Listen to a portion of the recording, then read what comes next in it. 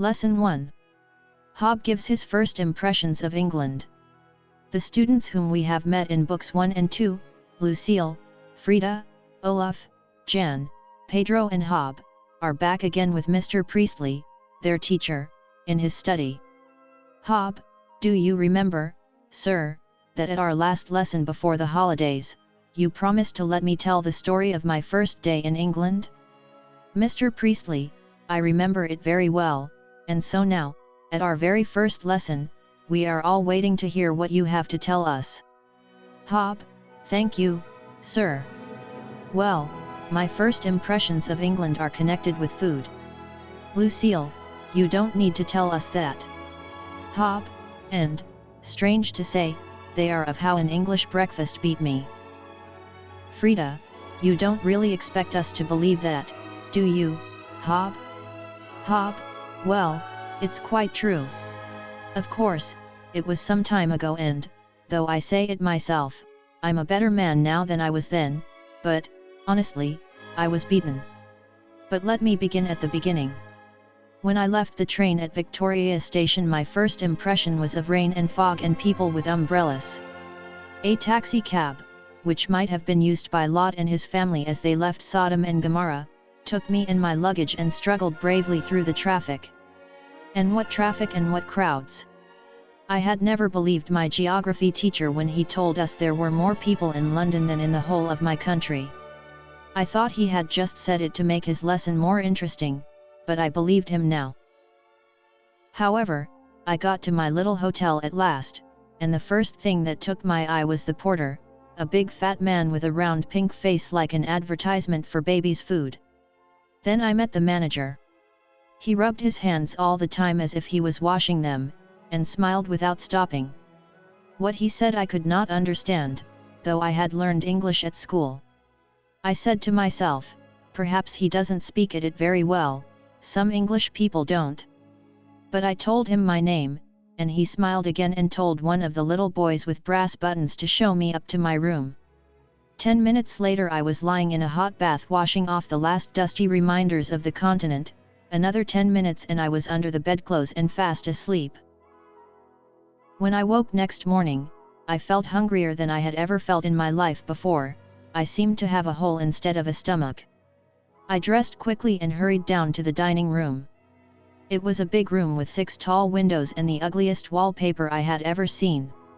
However, I had been told that the hotel was not beautiful but that you were better fed there than in any other hotel in London, and that was what I wanted just then. The waiter came hurrying up. Before I came downstairs I had prepared myself very carefully for what I must say. I had looked 3 times in my dictionary to make sure that breakfast really meant breakfast. I had tried to get the right pronunciation and had stood in front of a mirror and twisted my mouth until it ached. The waiter asked me something I could not understand, but I spoke only my one prepared word, breakfast. He looked at me in a puzzled way, so I repeated it. Still he did not understand. It was unbelievable that English people didn't understand their own language. The waiter shook his head, bowed and went away, but he came back in a minute and brought the manager with him. I was feeling slightly annoyed, but I said, breakfast. The manager smiled and washed his hands, but looked as helpless as the waiter, so I took out a pencil and wrote on the table napkin, breakfast. I have never seen such surprised faces in my life, so perhaps I did not pronounce it correctly after all. A little later the waiter brought a tray with tea, toast, butter, and marmalade, enough to feed a small army, and went away. But I was hungry, and I left nothing. I am sure I drank at least 2 pints of tea, ate almost a loaf of toasted bread and large quantities of butter and marmalade with it. When the waiter came back I thought his face showed a little surprise, but you can never tell what a waiter's face really shows. In another minute he brought another tray with a huge portion of bacon and eggs. He must have misunderstood me, but I thought it was no use explaining to people who don't understand their own language, so I just set to work on the bacon and eggs and ate on steadily, wondering all the time whether I could possibly clear that plate. Well, I finished the bacon and eggs, and was just trying to get up out of the chair when here was the waiter again with another tray. This time it was a whole fish in a thick white sauce. Surely this must be a joke, I thought, but before I could tell him anything, he had put down the tray and gone away. There was nothing for it but to face that fish with what little courage I had left, but all the time I was eating it I was trying to think of what I could say to that waiter when he returned. I had brought my grammar book with me in case of need, but have you noticed how all these grammar books give you sentences like this? The little girl gave the pen of my aunt to the gardener. But not the essential English about breakfasts big enough to feed an army? But at last I had made up 2 sentences in my mind, avoiding verbs as much as possible, because I was never sure which were irregular.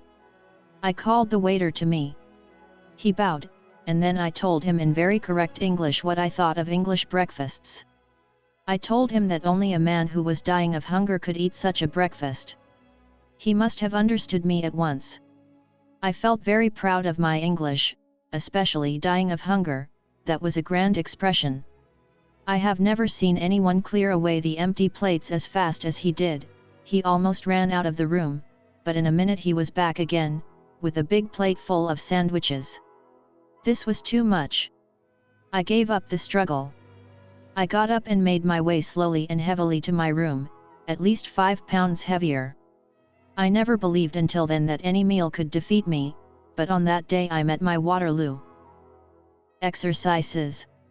Exercises 2 to 7 in this lesson are planned to revise the grammar taught in Book 2 of Essential English. Exercise 1. Use the following words and phrases in sentences. Expect. Brass. In case of need. Connected with. Ugly. Avoid. Struggle. Twist. Dying of hunger. Traffic. Vow. Big enough. Dusty. Loaf. Defeat. Umbrella. Tray. Marmalade. Advertisement. Versed. Sauce. Exercise 2. In the following sentences put all the finite verbs into their corresponding past tense and give the name of each tense that you use. 1. When I leave the train my impression is of rain and fog. 2. He takes my luggage and struggles through the traffic. 3. I have never believed my geography teacher, I think he has said that to make the lesson interesting. 4. The first thing that takes my eye is the porter. 5. I can't understand what he says. 6. He tells one of the little boys to show me to my room. 7. When I wake I feel hungry. 8. I have been told that you are well fed in this hotel. 9. I can't understand him, but I speak my prepared words. 10. He doesn't understand me. 11. I take out a pencil and write breakfast. 12. Perhaps I do not pronounce it correctly. 13. The waiter brings in a tray with tea and toast, and goes away. 14. He misunderstands me. 15. I set to work on the bacon and eggs and eat steadily. 16. I am wondering whether I can clear the plate, or whether I shall burst. Exercise 3. Replace the words in italics in the following sentences by possessive pronouns. 1. You told me your first impressions, now I will tell you my first impressions. 2. Those are my first impressions. What are your first impressions? 3. Your taxis look very old, our taxis are newer. 4. I shook my head, and the waiter shook his head. 5. In the breakfast room of the hotel there were 4 people, a woman, her 2 small sons, and I. I ate my breakfast, she ate her breakfast, and the boys ate their breakfast. Exercise 4. I had prepared myself very carefully. What kind of pronoun is myself? Give the corresponding pronouns for you, singular, him, her, you, plural, it, us, them. Explain the difference in meaning between the sentences. 1. He helped him. 2. He helped himself. Exercise 5. What does shall, will, or going to express in each of the following sentences? 1. Tell me what you want for breakfast and I will get it for you. 2. Shall I bring you some more sandwiches? 3. If you want more sandwiches you shall have them. 4. I will learn to speak English even if it takes me 5 years. 5. I am going to write a letter home tomorrow afternoon. 6. There are a lot of black clouds in the sky, I think it is going to rain. Exercise 6. What tense is used in the following sentences? 1. I am sure Hob won't be feeling hungry after that breakfast. 2. This time tomorrow I shall be flying to Paris. What will you be doing then? What is this tense used for? Exercise 7. What is the difference between a sentence with a verb in the active voice and a sentence with a verb in the passive voice? Turn the following from active voice to passive voice. 1. Mr. Priestley teaches the students. 2. A taxi cab took me to my hotel. 3. In this hotel the manager meets all the new guests. 4. The waiter brings the breakfast. 5. The waiter brought the breakfast. 6. The waiter will bring the breakfast. 7. They feed you well at this hotel. 8. They speak English there, but not Ruritanian. 9. They will feed you well at this hotel. 10. They fed me well at that hotel. Composition exercises. 1. Describe the adventure in the hotel as the waiter might have told it. 2. Write a short story of your own, ending, but that day I met my Waterloo.